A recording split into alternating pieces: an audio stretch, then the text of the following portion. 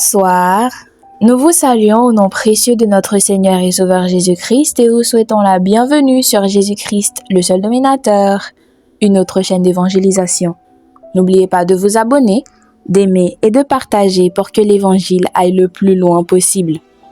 Vous êtes actuellement à l'écoute de la méditation du jour et aujourd'hui, notre méditation a pour titre « Que Christ soit annoncé ».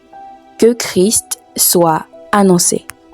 Philippiens au chapitre 1er au verset 18 nous dit « Qu'importe, de toute manière, que ce soit pour l'apparence, que ce soit sincèrement, Christ est annoncé. Je m'en réjouis et je m'en réjouirai encore. » Philippiens 1er, 18.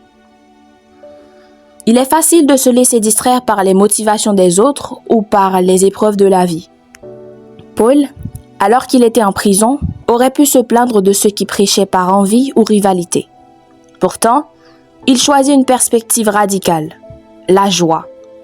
Peu importe les circonstances ou l'imperfection des instruments humains, l'essentiel demeure, Christ est annoncé. Cette vérité nous libère du besoin de tout contrôler. Si Jésus est au centre, alors chaque situation devient une opportunité pour sa gloire.